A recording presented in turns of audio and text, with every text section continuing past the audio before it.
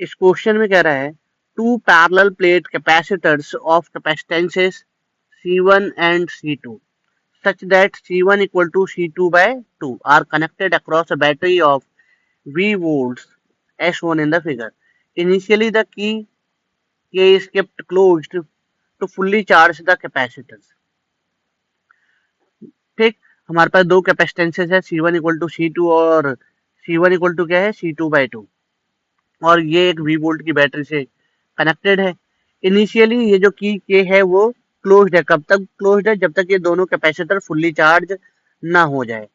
उसके बाद कह रहे हैं the key is now throne open and a dielectric slab of dielectric constant के is inserted in two capacitors to completely fill the gap between the plates.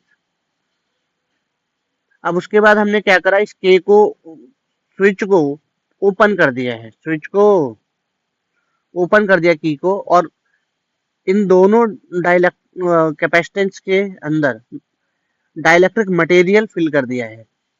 उसकी dielectric constant है के। तो आगे हमसे पूछ रहा है फाइंड द रेशियो ऑफ, पहला net capacitance and second the energy stored in the combination before and after the introduction of dielectric slab. Clear? तो चलो हमें गिवन क्या क्या है वो देख लेते हैं। गिवन है, गिवन क्या है, C1 equal to C2 by 2, तो C2 इक्वल टू हो जाएगा ट्वाइस C1। ठीक है, तो नेट कैपेसिटेंस की बात हो रही है, तो सबसे पहले सी इनिशियल की बात करें तो ये दोनों कैपेसिटेंस किसमें है, पैरेलल में। तो सी इक्विवेलेंट क्या हो जाएगा इनिशियली, C1 प्लस C2। तो C initial equal to C1 plus twice of C1। तो सी इनिशियल कितनी आ गई, 3C1। क्लियर? अब हमने क्या करा, अब इन दोनों कैपेसिटर्स के बीच में डाइलेक्ट्रिक इंसर्ट कर दी। तो डाइलेक्ट्रिक इंसर्ट करने पे उनकी जो कैपेसिटेंस होती है वो के टाइम्स बढ़ जाती है, क्योंकि कैपेसिटेंस का फॉर्मूला क्या होता है,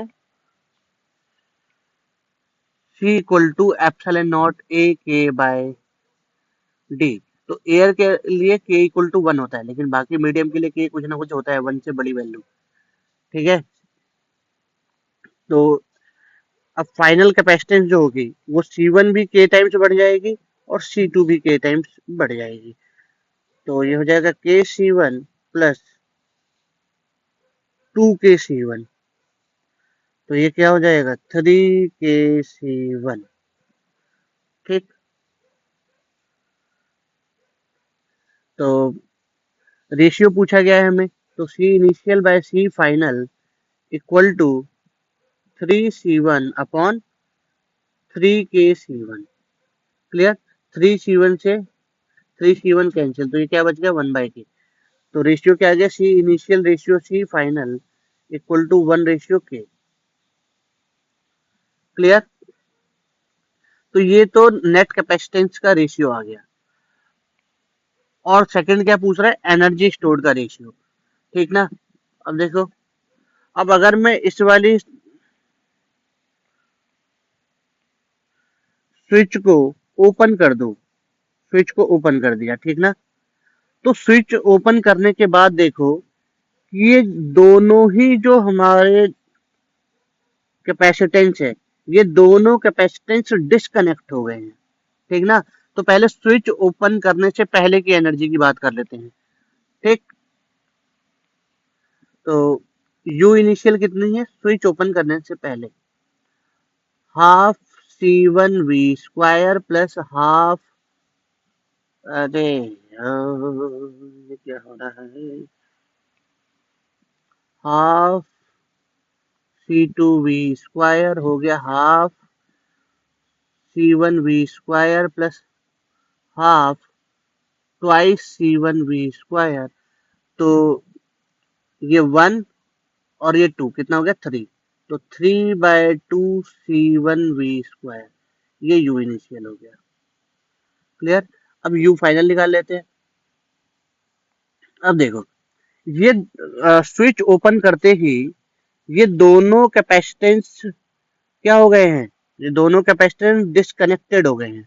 और डिस्कनेक्ट करने के बाद हमने इसके बीच में क्या किया, डाइलेक्ट्रिक इंसर्ट कर दिया। तो इन दोनों की कैपेसिटेंस बढ़ गई, लेकिन ये डिस्कनेक्ट थे। डिस्कनेक्ट होने की वजह से जो अ, इनकी जो एनर्जी है वो के टाइम्स घट जाएगी। मतलब इसकी भी एनर्जी के टाइम्स घट जाएगी और इसकी भी। ठीक ना। जब कैपेसिटर डिस्कनेक्ट हो और उसके अंदर हम डाइलेक्ट्रिक स्लैब इंसर्ट कर दे तो उसकी एनर्जी के टाइम्स घट जाती है। तो अब C1 की energy 1/k half of C1V²। ठीक है। क्योंकि होता क्या है कि इनके बीच जो पोटेंशियल डिफरेंस है वो V/k हो जाएगी दोनों के अक्रॉस। V/k तो मैं डायरेक्ट वो बता रहा हूँ कि एनर्जी के टाइम्स घट जाती है। दोनों चीज देखो, कैपेसिटेंस के टाइम्स बढ़ेगी और पोटेंशियल के टाइम्स घटेगी। ठीक ना। तो इधर V का स्क्वायर है तो एक के कट जाएगा तो एक के नीचे रह जाता है। ठीक। तो अब देखो दूसरी में भी एनर्जी 1/k हाफ C2V²।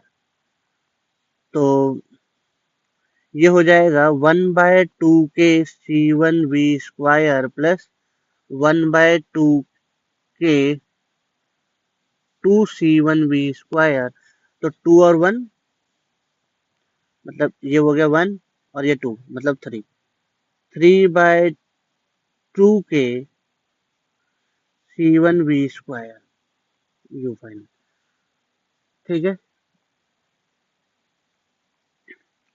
तो अब रेशियो हमें बताना है तो U initial by U final कितना हो जाएगा 3/2 C1V² अपॉन 3/2 के C1V²।